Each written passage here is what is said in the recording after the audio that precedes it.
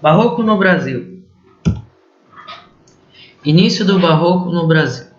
Os brasileiros aprenderam a como produzir o barroco fazendo viagens de navio para Portugal e voltando para o Brasil. No final do século XVII foi o primeiro momento em que se teve produção própria brasileira.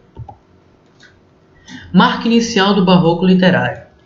É um poema épico escrito por Bento Teixeira e publicado em 1601, que narra as aventuras da família Albuquerque e é dedicado a Jorge de Albuquerque de Coelho, até então governador da capitania de Pernambuco.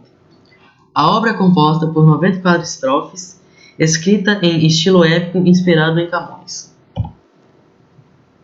Escultura e arquitetura. Aleijadinho foi um escultor, entalhador, carpinteiro e arquiteto do Brasil colonial. Ele é considerado o maior representante do barroco mineiro, sendo conhecido por suas esculturas em pedra-sabão, entalhes em madeira, altares e igrejas. Aqui está um exemplo de uma das obras de Aleijadinho, que é a Igreja de São Francisco de Assis em Ouro Preto. Acontecimentos dessa época. Neste período, a exploração do ouro foi a principal fonte de renda da economia brasileira. Transferências da capital do Brasil, que é em Salvador e foi transferida para o Rio de Janeiro. Grande crescimento econômico e populacional devido ao trabalho com o ouro. Aqui está um exemplo da coleta de ouro através da peneiração em Minas Gerais. Características do Barroco brasileiro: linguagem dramática, racionalismo, exagero e rebuscamento, uso de figuras de linguagem, união do religioso e do profano, arte dualista, jogo de contrastes, valorização dos detalhes, cultismo, que é o jogo de palavras, e conceptismo, que é o jogo de ideias.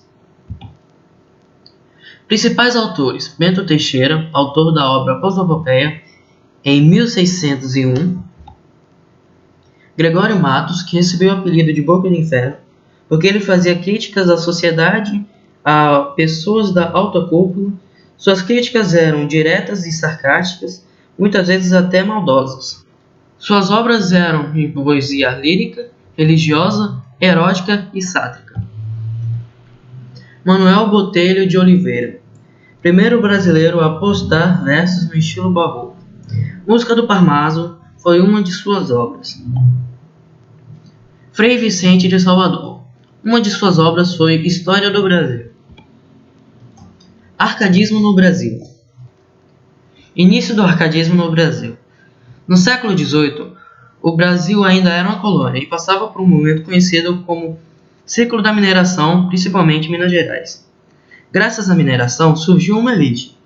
E essa elite vai mandar os filhos estudar na Europa, e quando eles voltam para o Brasil, depois de ter contato com a cultura iluminista neoclássica dominante,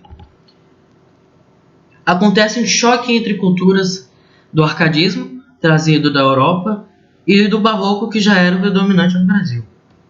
Esse choque entre culturas aconteceu porque os brasileiros que voltaram da Europa já estavam acostumados com o estilo suave e clássico do arcadismo. E quando eles chegaram aqui e viram o exagero usado do barroco, eles estranharam.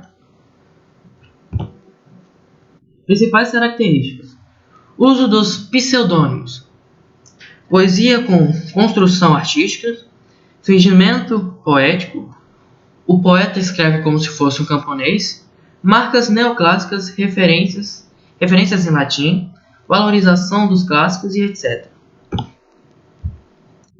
Um exemplo de fingimento poético é um trecho da música Casinha Branca de Gilson Vieira da Silva, que diz: eu queria ter na vida simplesmente um lugar de mato verde para plantar e para colher.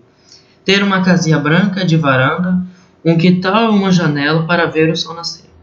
Neste trecho, podemos observar que o cidadão urbano, ele deseja se aposentar logo e ir para um sítio para poder ter descanso. Principais autores: Cláudio Manuel da Costa. Inaugura o arcadismo no Brasil com o livro Obras, em 1768. Por ser um autor de transição, ele apresenta as características arcades, mas também traços barrocos. Thomas Antônio Gonzaga. Marília de Dirceu foi uma de suas obras. Obrigado por assistir até agora.